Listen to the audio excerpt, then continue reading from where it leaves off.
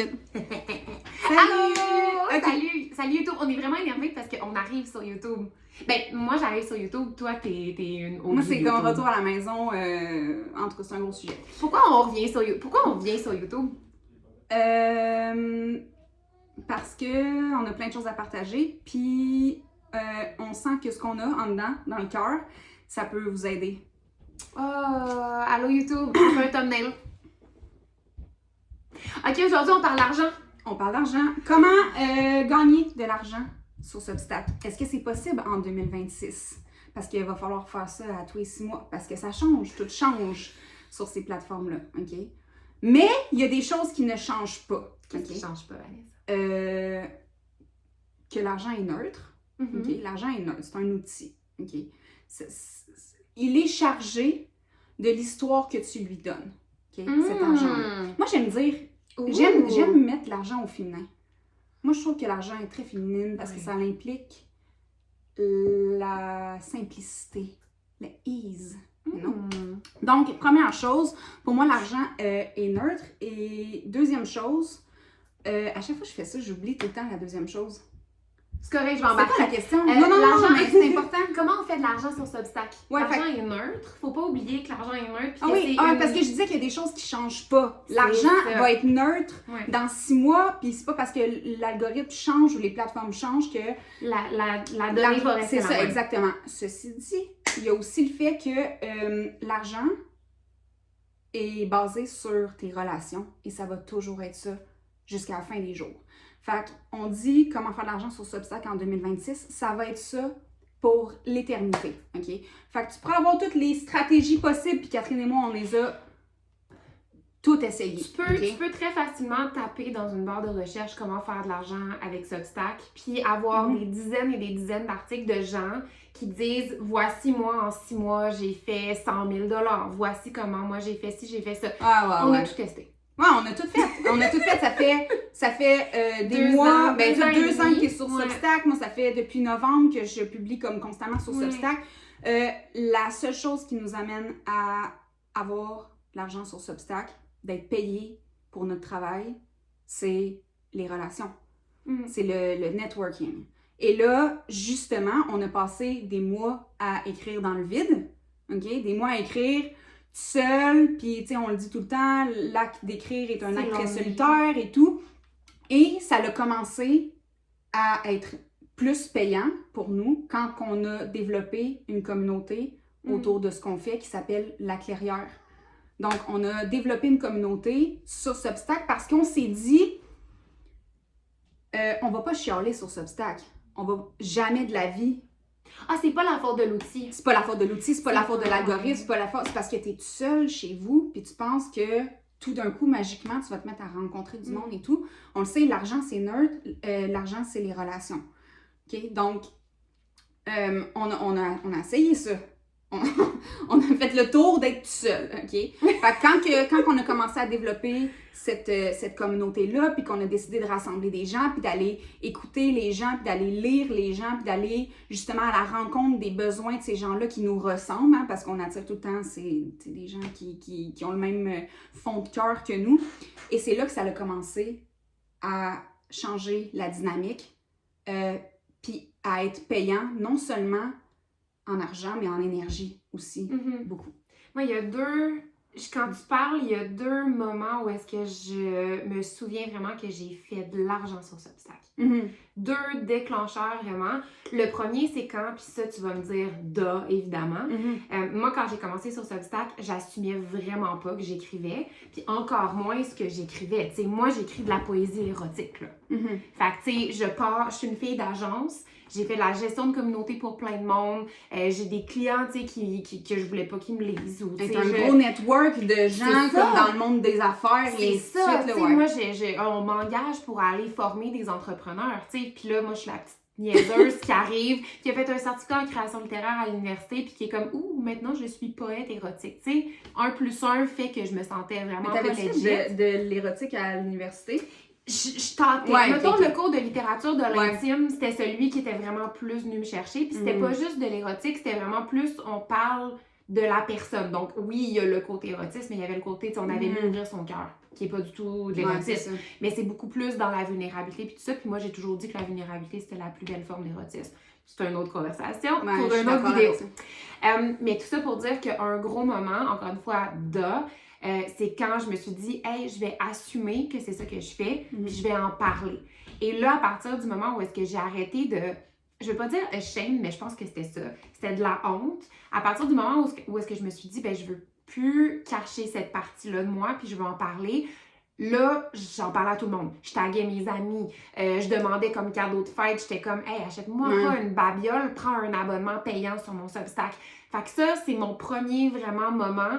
Puis ça, je suis pas mal certaine qu'il y a bien du monde ici que tu y penses pas de mettre ta gang, puis de mettre ton monde, puis de mettre ta famille dans ton bateau, tu sais. Tu te dis, moi, j'écris. Si j'écris, c'est pour d'autres personnes. Si j'écris, je veux pas que les gens qui me connaissent me lisent parce qu'ils vont me juger. Il y a des gens qui vont se reconnaître dans mes textes, puis je veux pas qu'ils se reconnaissent.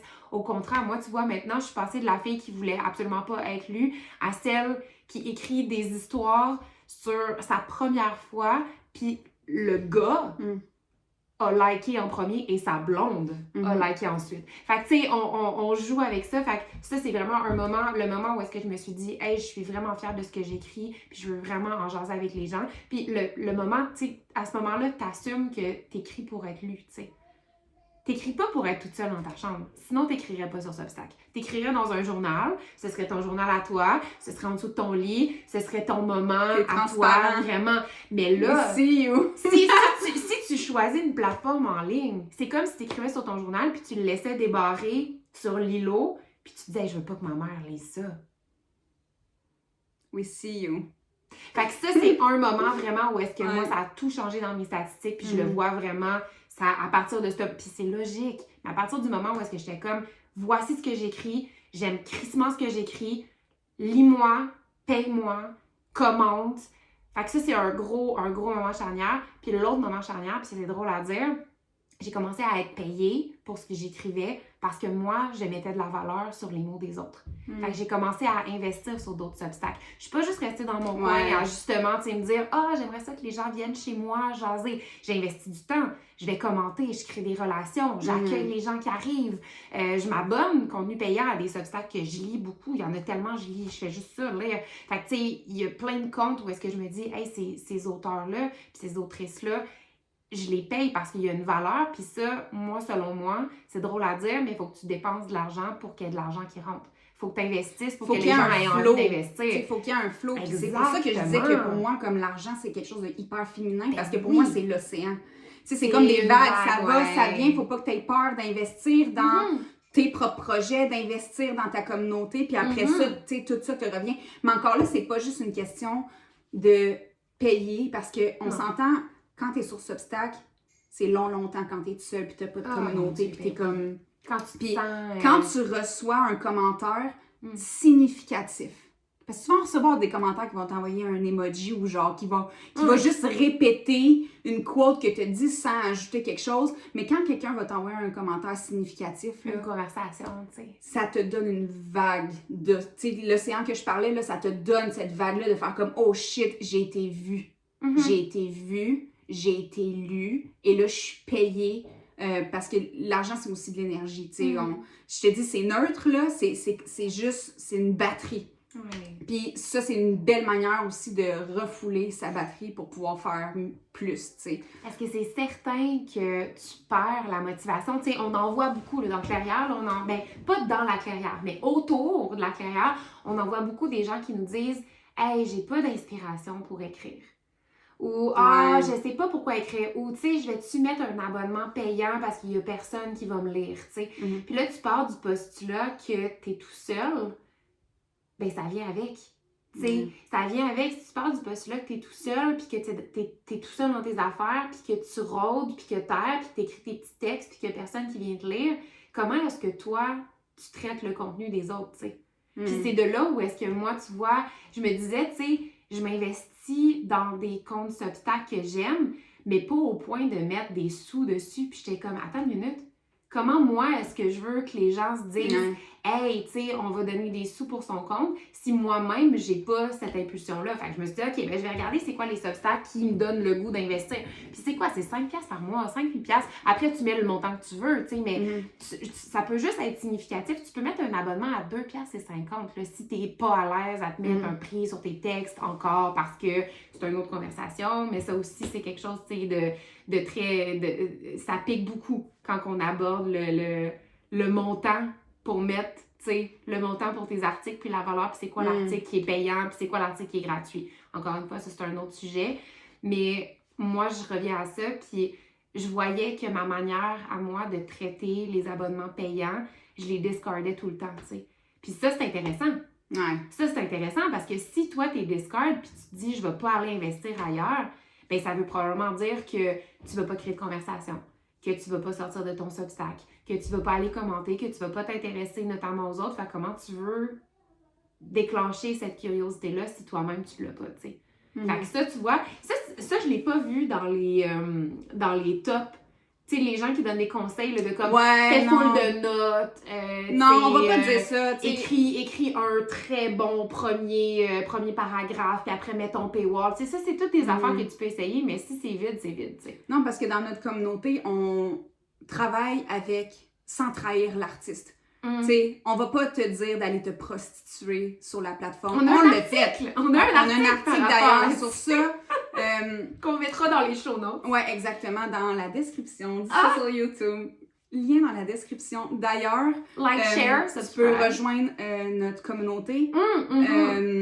Il y a un mini challenge gratuit parce que notre cœur à nous, là, c'est un challenge de 21 jours, là où on te partage tout ça dans des catégories bien distinctes qu'on appelle le rythme d'écriture, OK, qui t'appartient. Donc, on te montre des éléments.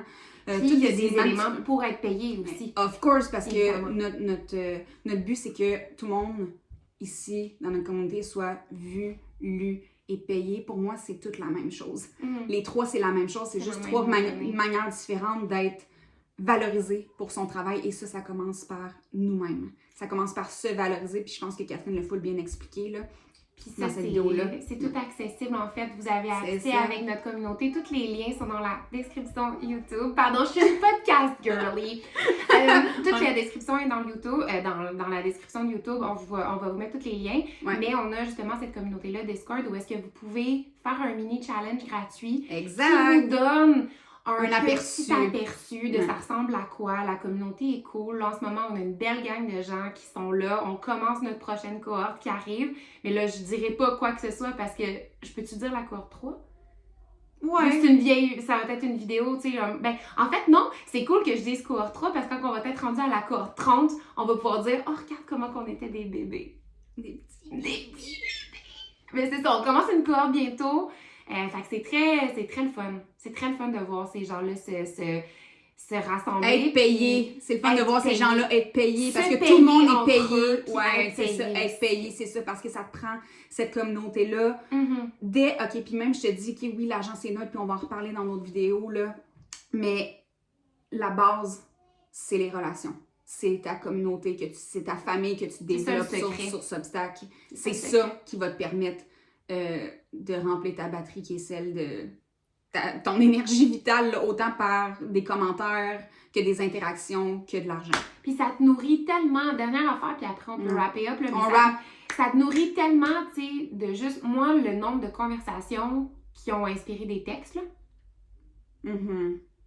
Fait que ta mission, OK, moi je donne un prompt de création ou une mission après chacune des vidéos. Tu viens nous le dire sur Discord ou tu nous le dis dans les commentaires ou tu nous le dis à quelque part. Rejoins-nous sur Discord, c'est gratuit pour le moment. Ça, c'est notre thumbnail. OK, ton objectif aujourd'hui, c'est de te promener sur Substack puis de trouver 3 comptes avec qui interagir. Ça peut être 3 comptes que tu lis déjà. Ça peut être 3 nouveaux comptes. Ça peut être le compte de la Clairière, le compte de Vanessa, le compte de Miette. Ça peut être ce que tu veux. Mais t'en trouves 3, puis tu laisses un commentaire significatif. significatif, là, quelque chose que tu es allé chercher, une question que tu as posée à l'écrivain, à l'écrivaine, l'auteur. Ouais, un texte que tu as écrit peut-être, un texte que tu as écrit peut-être qui est intéressant, peut-être que tu peux partir avec un élément de ça puis écrire un texte qui va être une réponse.